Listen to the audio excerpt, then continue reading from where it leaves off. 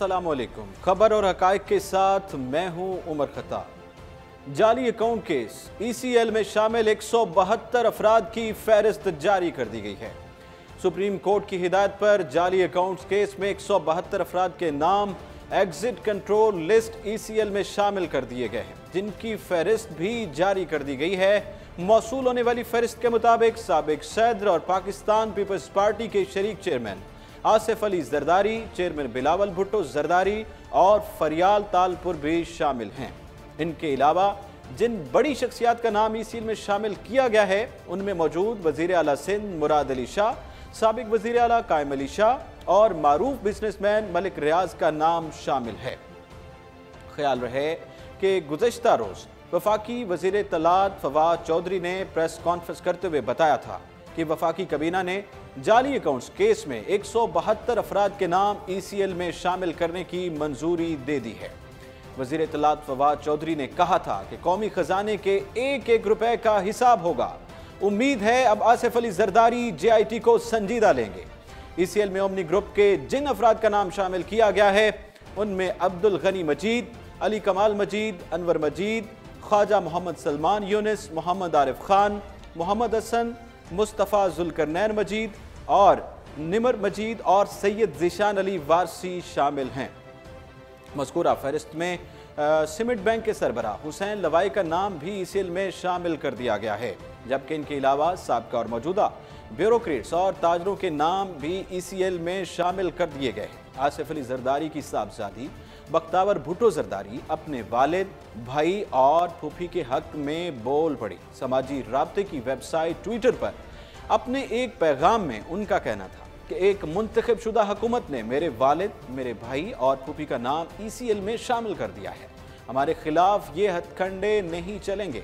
एक और पैगाम में उनका यह भी कहना था कि अपोजिशन को डरा धमकाकर और दबाव में लाकर हुकूमत अपने गैर कानूनी मैंडेट को छुपा नहीं सकती है। बख्तावर भुट्टो जरदारी ने मौजूदा अरकान पार्लियामेंट को जनरल रिटायर्ड परवेज मुशर्रफ की बाकियात करार दिया और कहा कि माजी में भी हमारे खानदान ने रुसवाई के मुकाबले में मौत को कबूल किया। उन्होंने अज़्म का इजहार करते हुए कहा कि हम लड़ेंगे और हम जीतेंगे।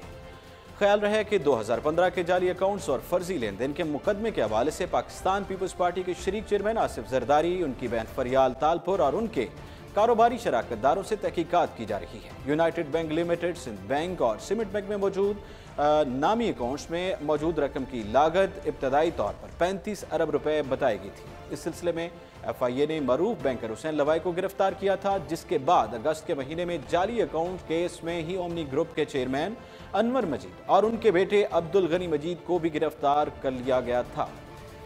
7 सितंबर की बात करें, सुप्रीम कोर्ट ने साबिक सदर मुमलिकत और उनकी बहन की जानिब से मुबैना तौर पर जाली अकाउंट्स के जरिए अरबों रुपए की मनी लॉन्ड्रिंग किए जाने के मुकदमे की तहकीकात के लिए ज्वाइंट इन्वेस्टिगेशन टीम JIT तश्कील दे दी थी। इस JIT ने साबिक सदर आसिफ अली जरदारी, उनकी बहन फरियाल तालपुर से पूछगछ की थी, तहकीकात की थी, जबकि चेयरमैन पीपल्स पार्टी बिलावल भुट्टो से भी मालूमात हासिल करने का फैसला किया गया था। आसिफ अली जरदारी ने JIT को बताया था कि 2008 से वो किसी कारोबारी सरगर्मी में मुलव्वस नहीं रहे और वो सदर मुमलिकत का ओहदा संभालने के बाद उन्होंने खुद को तमाम कारोबार और तिजारती सरगर्मियों से अलग कर दिया था। इसके अलावा 3 रुकनी मुश्तरका तहकीकाती टीम ने अडयाला जेल में हुसैन लवाई और अब्दुल गनी मजीद से 1.5 घंटे से ज़ायद तफ्तीश की थी। इससे पहले अदालत में वफाकी तहकीकाती इदारे FIA ने जाली बैंक अकाउंट केस से मुतालिक रिपोर्ट सुप्रीम कोर्ट में पेश की।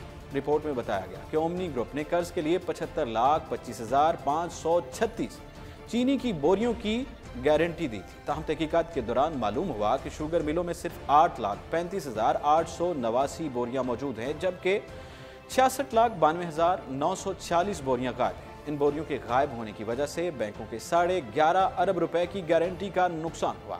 रिपोर्ट में बताया गया कि इस हवाले से federal board of revenue, FBR, state bank of Pakistan, security and exchange commission of Pakistan, मुतलका बैंकों और ओमनी ग्रुप से भी रिकॉर्ड हासिल किया जा रहा है। अदालत में पेश करदा रिपोर्ट के मुताबिक बैंकों और ओमनी ग्रुप की इंतजामिया समेत शुगर एजेंट्स के बयान रिकॉर्ड किए जाएंगे, जबकि मज़कूरा मामले से मुतालिक मजीद रिकॉर्ड का जायजा लेकर पेशरफ्त रिपोर्ट अदालत में पेश की जाए। ये बात याद रहेगी। 21 दिसंबर को बैंकिंग कोड ने जाली अकाउंट्स केस में साबिक सदर आसिफ अली जरदारी और उनकी बहन फरियाल तालपुर की जमानत में 7 जनवरी 2019 तक तौसीह कर दी थी। पाकिस्तान पीपल्स पार्टी के शरीक चेयरमैन और साबिक सदर आसिफ अली जरदारी ने यह कहा है कि मैं उर्दू में इसलिए बात करता हूं क्योंकि इस्लामाबाद में गूंगे, बहरे और अंधे लोग रहते हैं। इस तरह की उन्होंने जुबान और लफाज इस्तेमाल की। घोटकी में तकरीब से खिताब करते हुए उनका ये कहना था कि अगर हमने 18वीं तरमीम में सूबे को हक दिया है तो इसमें क्या कसूर है। उन्होंने कहा कि मेरी गैस फील्ड और कोयले की कानें नहीं है। पीपल्स पार्टी का फलसफा है कि पहला हक गरीब का है। यही फलसफा आप दीगर सूबों में आजमाएं तो आपको समझ आएगी कि लोग जुड़ते जाएंगे और पाकिस्तान मजबूत होता जाएगा। आसिफ अली जरदारी का कहना था कि तमाम सूबों को इतना ही हक है जितना सिंध को है, और अगर आपको तकलीफ है कि आप इतनी धांधली सिंध में ना करा सके जितनी दूसरे सूबों में कराई तो हम देख लेंगे। साबिक सदर का कहना था कि घबराने की कोई बात नहीं है। जिस कौम में ऐसा हो उसने अपना हक लेना सीख लिया है, उसे कोई झुका नहीं सकता। आप दुआ करें कि अल्लाह हमें इज्जत दे। बात करेंगे JIT के हवाले से। JIT रिपोर्ट में जो नाम शामिल किए गए थे पीपल्स पार्टी के हवाले से, तो PTI ने वज़ीर आला सिंध से मुराद अली शाह साहब से इस्तीफ़े का मुतालबा कर दिया है।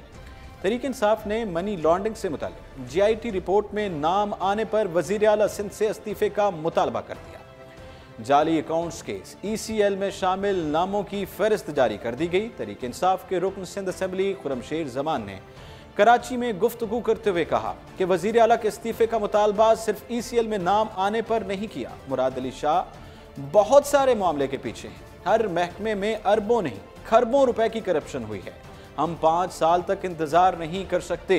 हर फॉरम पर उनके खिलाफ आवाज उठाएंगे। खुरमशेर जमान ने दावा किया कि अवाम तैयारी कर ले, PTI सिंध में हुकूमत बनाने जा रहे हैं।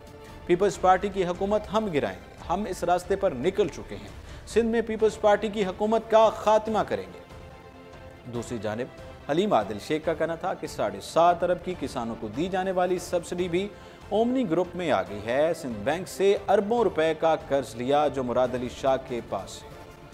उन्होंने कहा कि मुराद अली शाह सिंध के बहुत बड़े चोर लुटेरे साबित हुए हैं। उन्हें इस्तीफा देना पड़ेगा। इन सब के बैंक अकाउंट और असास से मुंजबिंद होने चाहिए। अब बात करेंगे अपोजिशन लीडर शहबाज शरीफ की।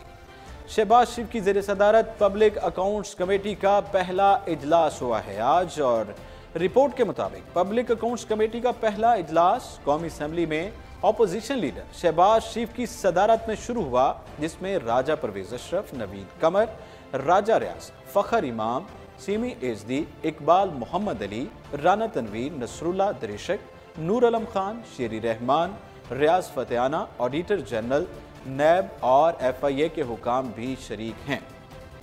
पब्लिक अकाउंट्स कमेटी को PAC नेशनल विंग के सेक्रेटरी की ब्रीफिंग दी। कायद हिज़्ब इख्तिलाफ शहबाज शरीफ ने तमाम अरकान को खुशामदीद कहा। उनका कहना था कि मेंबरान की अच्छी टीम है और PAC की कारकर्दगी मज़ीद बेहतर करेंगे। PAC पार्लिमान की सबसे अहम कमेटी है। तमाम शोबों में शफाफियत को तरजीह दी जाएगी। शहबाज शरीफ ने कहा कि साबका PAC अरकान ने बेहतरीन काम किया है। PAC मीडिया पर खबरें चलवाने का फोरम नहीं है, ये सरकारी हिसाबात का जायज़ा लेने का पेशा वराना फोरम है। कानून के मुताबिक टीम वर्क के जरिए काम करने की कोशिश करेंगे। वाज़ेह है कि शहबाज शरीफ आशियाना इकबाल हाउसिंग स्कीम स्कैंडल के सिलसिले में नैब की हिरासत में है, लेकिन कायम मकाम स्पीकर कासिम सूरी ने PAC के इजलास की सदारत के लिए शहबाज शरीफ के प्रोटेक्शन ऑर्डर जारी किए थे। बात करें अपोजिशन हुकूमत को गिरा सकते हैं। राना सनाउल्लाह ने कहा कि हुकूमती इत्तेहादी जमातों में कोई कदर मुश्तरक नहीं है, कोई मकनातीसी कुव्वत है जो उन्हें जोड़े हुए है। मुस्लिम लीग नून के रहनुमा राना सनाउल्लाह ने यह कहा कि हुकूमत को 6 माह बाद की सूरत हाल का पता नहीं और अपोजिशन हुकूमत को गिरा सकती है। गुफ्तगू करते हुए उन्होंने कहा कि अपोजिशन और हुकूमती अरकान की तादाद तकरीबन बराबर है और पूरी अपोजिशन मुत्तफिक है कि ये सिलेक्टेड वज़ीर आज़म है और इनका मैंडेट जाली है। इस वक्त हमें बात करने के लिए ज्वाइन किया है मोहम्मद अरसलान फ़ारूक ने। अस्सलाम वालेकुम अरसलान साहब। जी वालेकुम सलाम सर। अस्सलाम वालेकुम अरसलान साहब। वालेकुम सलाम। और सब कैसे हैं आप, खैरियत से?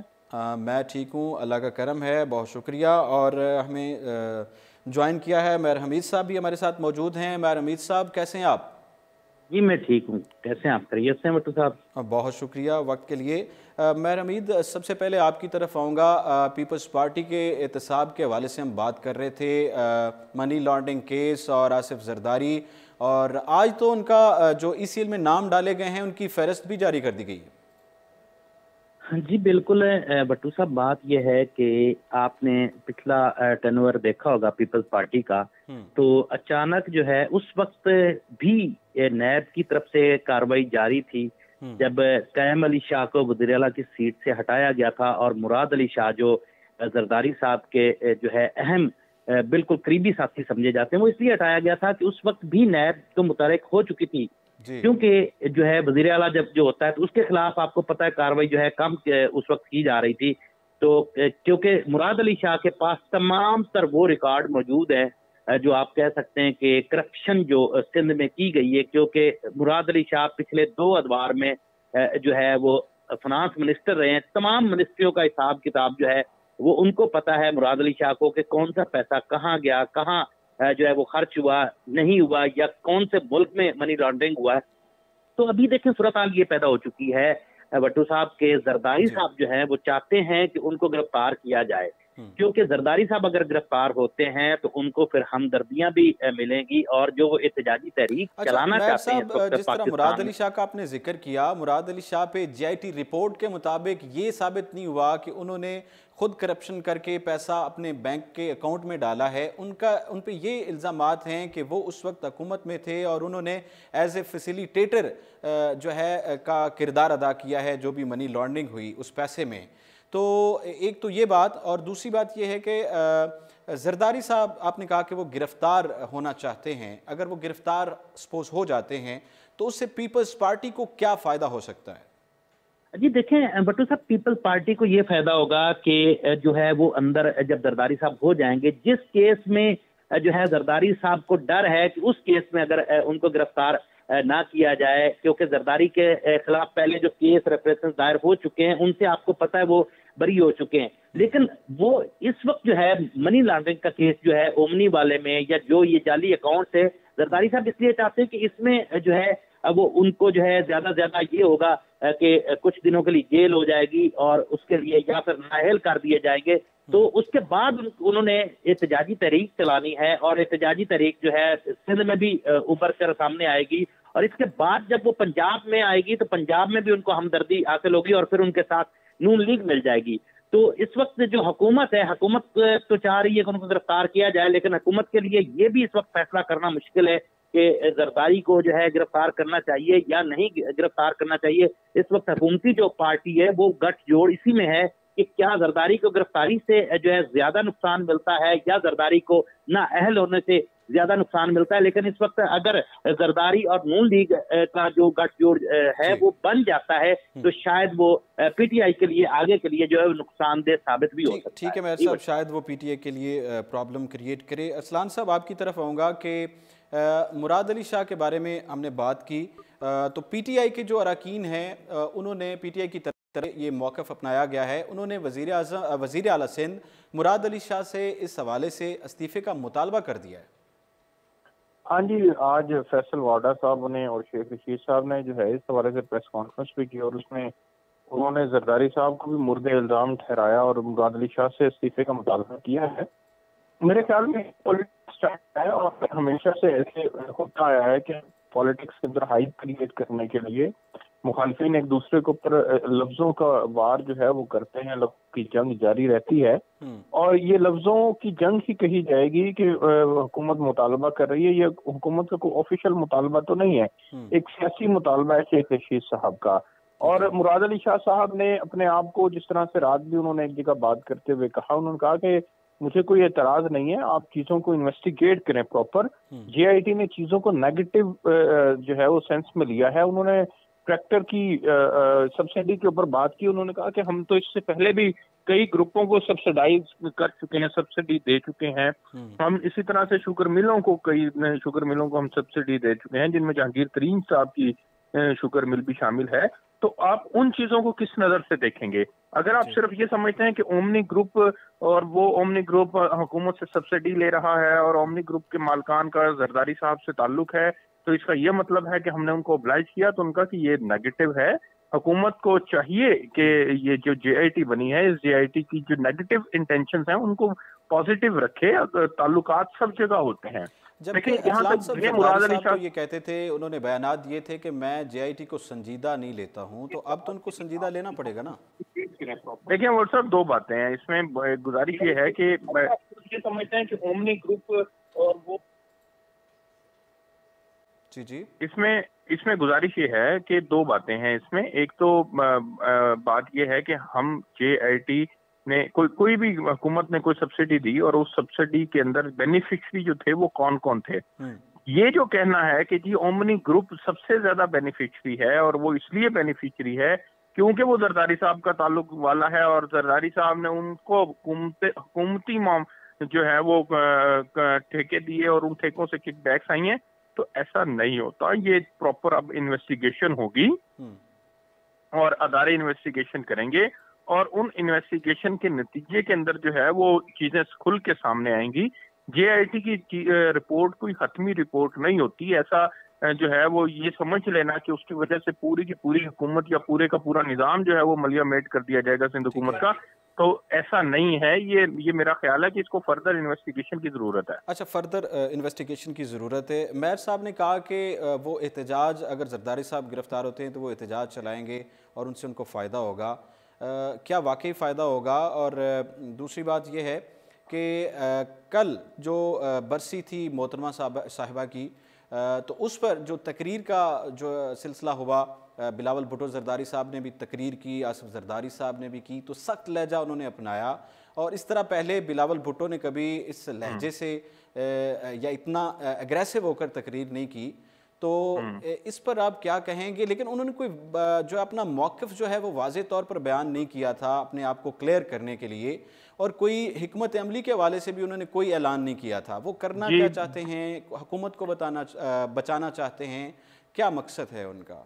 जी वर्षब, उसमें एक बड़ी वाज़ेह बात यह है कि पब्लिक गैदरिंग्स जो होती हैं वो इसलिए नहीं होती कि वहां पर मौक़िफ़ जो है वो खुल के बयान किया जा सके या अपनी कुछ सफाइयां पेश की जा सकें, बल्कि पब्लिक गैदरिंग्स के पीछे इंटेंशंस ये होती हैं कि हुकूमत को अपनी स्ट्रेंथ दिखाना मकसूद होता है किसी भी पार्टी की जानिब से, पॉलिटिकल पार्टी की जानिब से, कि देखो आज भी आवाम जो है वो मेरे साथ है। क्योंकि अल्टीमेटली हमारी डेमोक्रेसी के अंदर अवाम को जवाबदेह होते हैं हुक्मरान, और अवाम ही के जरिए से मुंतखब होकर आगे आते हैं।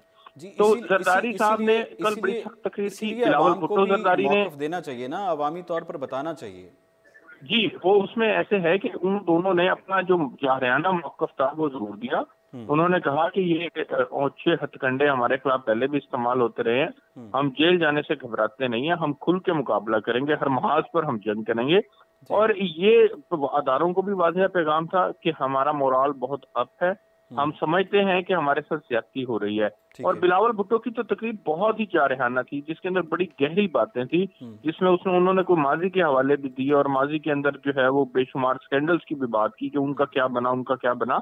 और उन्होंने फिर वो सारे केसेस की बात की, वो सब जिन केसेस के अंदर जरदारी साहब 11 साल जेल काट चुके थे, जो कि नवाज शरीफ साहब ने बनाए थे, उनकी हुकूमत थी, और उन्होंने बेनजीर साहिबा के खिलाफ और जरदारी साहब के खिलाफ बनाए थे। मिस्टर 10% का उस वक्त इनको किया गया था, ठीक है, और उन केसेस से अदालतों ने फिर उनको बरी किया। ये सबसे बड़ी बात थी कि अदालतों से वो बरी हो चुके हैं। तो उनका मौक़िफ़ आज भी ये है, वो ये समझते हैं कि चूंकि पॉलिटिकल विक्टिमाइजेशन माजी के अंदर होती रही है और न्याय भी उसी के लिए इस्तेमाल होता रहा है, तो हुकूमतों के पास तो ये सबसे बड़ा हथियार होता है ये अदारा। ये नैब के बारे में उन्होंने बात की कि नैब जो है वो रिस्पेक्टेड इदारा है, लेकिन उसको गुमराह किया जा रहा है। अभी मैं मेयर साहब की तरफ आऊँगा।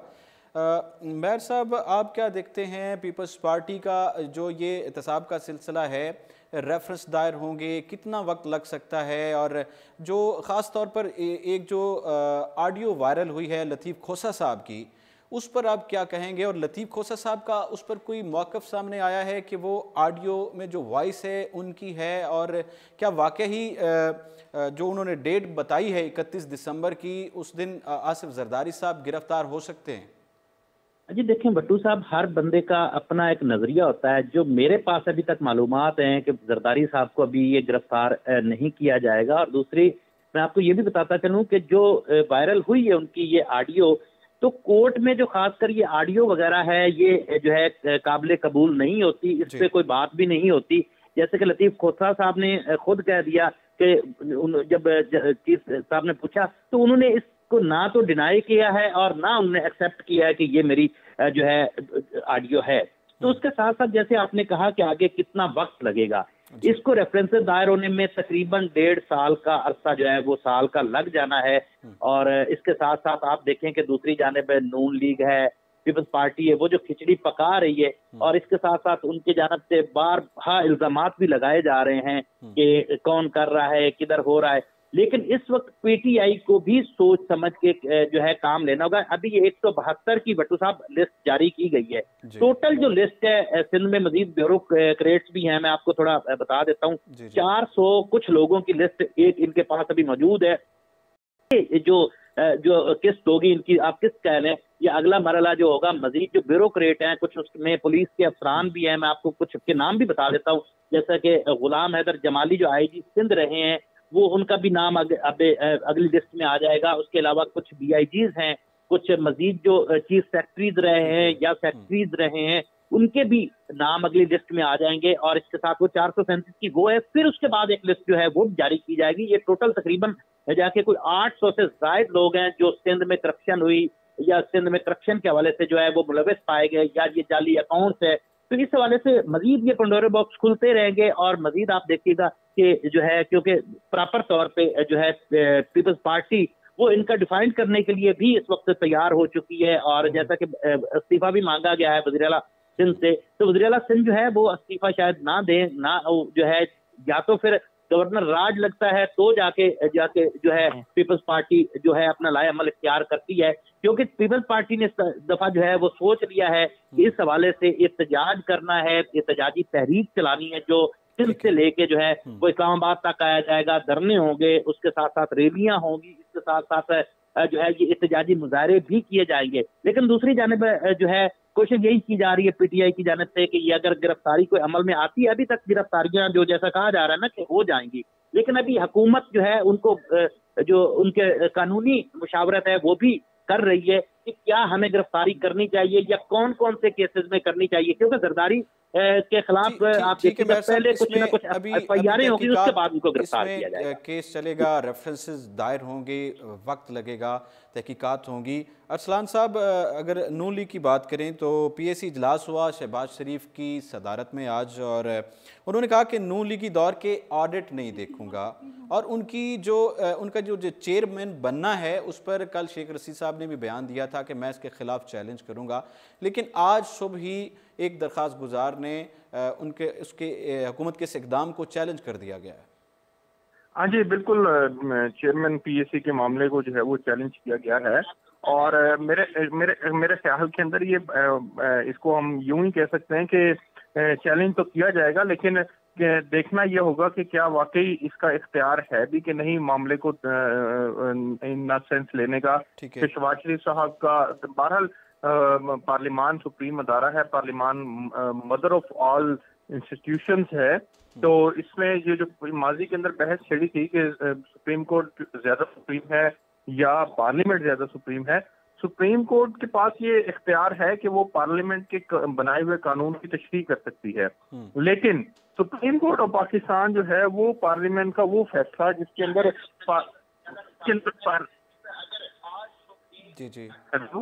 जी पार्लियामेंट जो जिसके अंदर पार्लियामेंट जो है वो एक कानून के या एक पीएसी बनाए, हुकूमत के पास या उसके पास दलील सिर्फ ये है कि जी शहबाज शरीफ साहब के पास चूंकि वो खुद नायबज़दा है, नायब के मुकदमात चल रहे हैं, इस वजह से उनको जो है वो इसका इख्तियार नहीं होना चाहिए कि वो दीगर मामलात की इन्वेस्टिगेशन करें। वो किस इखलाकी ग्राउंड्स को पढ़ते हुए जो है वो इन्वेस्टिगेशन कर रहे हैं। तो ये ही एक प्ली हो सकती है, इसके अलावा और प्ली नहीं हो सकती। लेकिन ये जो मुकदमात चल रहे हैं इनको अपोजिशन ये समझती है कि ये सारे के सारे मुकदमात पॉलिटिकल विक्टिमाइजेशन के हैं और इनमें कुछ नहीं है। ठीक है। देखिए, नैब ने एक महीना पहले कहा था, जो नैब के डीजी लाहौर थे, उन्होंने इंटरव्यू देते हुए कहा था, उनका जी हम विद इन डेज जो है वो शहबाज शरीफ साहब के खिलाफ रेफरेंस दायर करने जा रहे हैं। ठीक है। आज इन बातों को तकरीबन 1 माह से ऊपर हो गया है और शहबाज शरीफ के खिलाफ जो है वो रेफरेंस नहीं आ सका। शहबाज शरीफ साहब की गिरफ्तारी को जो है वो तकरीबन 3 माह होने को है और इन 3 माह के अंदर शहबाज शरीफ साहब के मामलात की छानबीन अच्छी तरह से की जा चुकी है, लेकिन इसके बावजूद शहबाज शरीफ साहब के खिलाफ कोई भी ठोस शवाहिद जो है वो सामने नहीं लाए जा सके, शवाहिद नहीं मिले। मैं रमीज साहब की तरफ आऊँगा। मैं रमीज साहब, ये जो एहतसाब के हवाले से सिलसिला चलता आ रहा है, पहले भी चल रहा था पनामा के हवाले से, फिर जब PTI की हुकूमत आई तो एक बाकायदा तौर पर मुनज़्ज़म तौर पर ये एहतसाब का सिलसिला शुरू हुआ, मुस्लिम लीग नून से शुरू हुआ और पीपल्स पार्टी तक आया। आप क्या समझते हैं, ये एहतसाब का जो सिलसिला है, इसका जो दायरा कार है, इन दो पार्टियों तक महदूद होगा या इसको मज़ीद वुसअत दी जा सकती है, इसको बढ़ाया जा सकता है? देखें, अभी तक जो हमारी अवाम है वो भी ये समझ रही है और बस दीगर लोग भी यही समझ रहे हैं कि शायद ये एहतसाब का सिलसिला यहाँ रुक जाएगा या फिर नून लीग और पीपल्स पार्टी को ही निशाना बनाया जाएगा। ये ऐसी बात नहीं है भट्टू साहब। आगे आप देखें कि पहले मरले में नून और दूसरे में पीपल्स पार्टी के खिलाफ शुरू हुआ ये तमाम सिलसिला। उसके बाद इसी दौरान आपने देखा कि पुलिस के कुछ अफसरान भी गिरफ्तार किए गए नैब की जानिब से और कुछ सेक्रेटरीज भी गिरफ्तार किए गए हैं, ब्यूरोक्रेट। तो ये आगे मजीद सिलसिला चलेगा। लोगों को ये है कि PTI जो है अपने लोगों के खिलाफ कार्रवाई नहीं कर रही। मेरे भाई, इस वक्त PTI जो है के जो लोग उनके करप्ट हैं उनके खिलाफ भी टोटल फाइलें तैयार हो चुकी हैं। मरहलावार जो है ये कार्रवाई की जाएगी। इसके साथ साथ जो है बिल्कुल ये लोग खाम ख्याली निकाल दें कि ये सिर्फ कोई इंतकामी कार्रवाई है। देखें, ये तमाम तर फाइलें हैं, जो ये तमाम तर केसेस जो है नैब ने पहले तैयार किए हुए थे। मसला ये था कि सिस्टम ऐसा था कि किसी को अगर नैब गिरफ्तार करती भी थी तो उसके पीछे कोई ना कोई सियासी मुहरकात होते थे जिसकी वजह से उनको जो है वहां से छुड़वा लिया जाता था, रिलीज करवा लिया जाता था। लेकिन अब देखें, सिस्टम भी वही है और अफसरान भी वही है नैब में, और लेकिन अब यह है कि छुड़वाने वाले कम हैं। पहले ये होता था कोई भी नैब का अफसर कार्रवाई करता था तो उसको जो है सियासी पार्टियां मुदाखलत करके उनको छुड़वाया करती थी। लेकिन अब यह है, बेहतरी ये आई कि खान साहब के दौर में नैब को जो है वो इख्तियारात दिए गए हैं, नैब उसके मुताबिक कार्रवाई कर रही है। लेकिन आगे चल के अगर ये कोई समझे कि सिर्फ PTI जो है कार्रवाई कर रही है, ये ऐसी बात नहीं है। ठीक है, PTI का वजीर आजम है और उनको सारी सपोर्ट हासिल है और वो मुत्तहद होकर इस वक्त काम किया जा रहा है हुकूमत की जानिब से। तो लेकिन पहले अभी बारी जैसे नून लीग की है और उसके बाद मजीद नून लीग के लोग जो है उनकी भी फाइलें तैयार हैं। इसके साथ साथ पीपल्स पार्टी के काफी और मजीद लोग हैं जो पंजाब में हैं, उनके खिलाफ भी फाइलें तैयार हो चुकी हैं। इसके अलावा ब्यूरोक्रेट्स के अलावा के बाद जो है आप देखिएगा जो PTI में कुछ लोग हैं जिनके खिलाफ शिकायत दर्ज है, उनके ऊपर भी शिकंजा जो है वो कस लिया जाएगा, उनके खिलाफ भी कार्रवाई होगी। ये बिल्कुल जो है लोग ना सोचे कि PTI जो है वो अपने पीपल्स पार्टी और मुस्लिम लीग नून के अलावा भी जो भी लोग शामिल होंगे जिन्होंने करप्शन किए उनका एहतसाब किया जाएगा। बहुत शुक्रिया। मोहम्मद अरसलान फ़ारूक साहब हमारे साथ मौजूद थे, महर हमीद साहब हमारे साथ मौजूद थे। बहुत शुक्रिया आप दोनों का, आपने हमें टाइम दिया।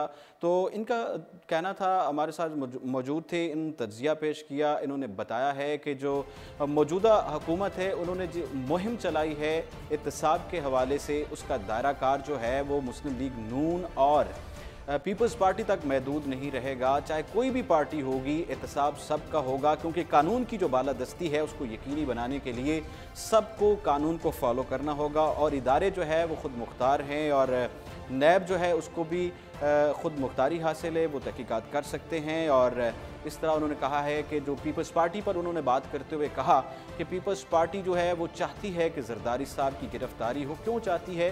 कि वो चाहते हैं कि वो गिरफ्तार हों और उनको हमदर्दी भी हासिल हो सकती। लेकिन बहरहाल उसमें टाइम भी लग सकता है, रेफरेंसेस भी अभी दायर होंगे, उसमें वक्त लगेगा, तहकीकात होंगी, उसके बाद फैसला होगा कि क्या साबित हुआ है और क्या नताइज सामने आए हैं। तो हम बात कर रहे थे राना सनाउल्लाह साहब ने जो बयान दिया है, अपोजिशन और हुकूमती अरकान की तादाद तकरीबन बराबर है और पूरी अपोजिशन जो है वो मुत्तफिक है, ये सिलेक्टेड वज़ीर आज़म है और उनका मैंडेट जाली है।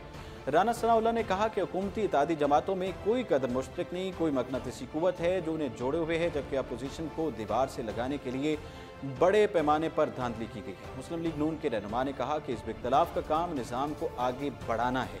तमाम ज्यादतियों और धांधलियों के बावजूद हम सिस्टम का हिस्सा बने और पिछले 4 माह में मां सिवाय अपोजिशन को गालियां देने के उनका कोई काम नहीं था।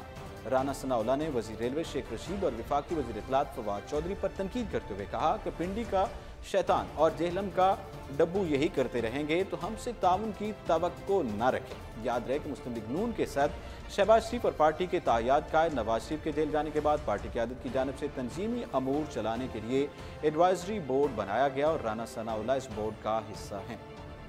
अब रुख करते हैं कराची का। कराची में एक वाक़या पेश आया था गुज़श्ता दिनों। अली रज़ा आब्दी के हवाले से अली रज़ा आब्दी को अल्ताफ़ हुसैन ने क्या कत्ल करवाया। वज़ीर मुमलिकत बराए आबी वसाइल फैसल वाडा ने कहा है कि साबिक रुकन असम्बली अली रज़ा आब्दी के कत्ल में बानी MQM अल्ताफ़ हुसैन मुलव्वस है। वफाकी वज़ीर रेलवे शेख रशीद के हमरा प्रेस कॉन्फ्रेंस करते हुए फैसल वाडा ने अली रज़ा आब्दी के कातलों को कैफरे किरदार तक पहुँचाने के अज़्म का इजहार करते हुए कहा कि मकतूल रहनुमा के कातलों को हर सूरत सामने लाया जाएगा। ये बात याद है कि कराची के इलाके डिफेंस में 25 दिसंबर को नामालूम मोटरसाइकिल सवारों ने MQM पाकिस्तान के साबिक रहनुमा अली रज़ा आब्दी को फायरिंग करके कत्ल कर दिया था। प्रेस कॉन्फ्रेंस करते हुए उन्होंने बताया बानी MQM अल्ताफ़ हुसैन ने अली रज़ा आब्दी को कत्ल करवाया और तफ्तीशी इदारे कातलों तक पहुँच गए हैं। उनका ये भी कहना था कि कराची के वाक़यात में बानी MQM मुलव्वस हैं अल्ताफ़ हुसैन और वफाकी वज़ीर रेलवे शेख रशीद ने जाली अकाउंट्स केस में नाम आने के बाद वज़ीर आला सिंध मुराद अली शाह से मुस्ताफ़ी होने का मुतालबा भी किया था। इससे पहले सुप्रीम कोर्ट लाहौर रजिस्ट्री के बाद मीडिया से गुफ्तगू करते हुए फैसल वाडा ने यह कहा था कि कराची में होने वाली टारगेट किलिंग में अल्ताफ़ हुसैन मुलव्वस हैं। पाकिस्तान तहरीक इंसाफ सियासी पॉइंट स्कोरिंग नहीं करना चाहती है। हम अली रज़ा आब्दी के कातलों को ज़मीन खोद कर भी निकाल लेंगे। फैसल वाडा ने यह भी कहा कि सिंध हुकूमत सो रही है और कराची में लोगों की जान जा रही है। हर पाकिस्तानी की जान बहुत अहम है, उसकी अहमियत है। वफाकी वज़ीर ने बताया कि चेयरमैन पीपल्स पार्टी के खिलाफ केसेस साबिक वज़ीर आज़म नवाज शरीफ के दौर में बनाए गए और उनका ये मामला इदारों का है। उनका ये भी कहना था कि जाली अकाउंट्स केस में तफ्तीश के लिए मुश्तरका तहकीकाती टीम JIT सुप्रीम कोर्ट के हुक्म पर बनाई गई और कल गड़ी खुदा बख्श के जलसे में आसिफ जरदारी ने बराह रास्त सुप्रीम कोर्ट पर हमला भी किया था। फैसल वाडा का कहना था कि आसिफ अली जरदारी ने लाडले का लफ्ज़ इस्तेमाल किया है, लेकिन लाडले तो नवाज शरीफ हैं, जबकि उन्होंने बकवास करने और फटे हुए ढोल के अल्फाज भी नवाज शरीफ के लिए ही इस्तेमाल किए। जब वफाकी वज़ीर से जाली अकाउंट्स केस में से मुताल्लिक बिलावल भुट्टो जरदारी के बारे में सवाल किया गया तो उन्होंने जवाब दिया कि अगर बिलावल भुट्टो जरदारी बेगुनाह साबित हुए तो वो बरी हो जाएंगे। अब ये देखना है कि बिलावल भुट्टो जरदारी बेगुनाह साबित होते हैं या वो गुनहगार साबित होते हैं। अभी रेफरेंस दायर होगा, अभी तहकीकात होगी, उसके बाद मज़ीद नताइज सामने होंगे और उसके बाद वो फैसला आएगा कि वो मुलजिम से मुजरिम बनते हैं या मुलजिम रहते हैं या बरी हो जाते हैं। ये तो वक्त ही बताएगा। नाज़रीन, ये था आज का प्रोग्राम और इसके साथ ही उमर खताब को इजाज़त दीजिए और आप रहिए उर्दू पॉइंट के साथ।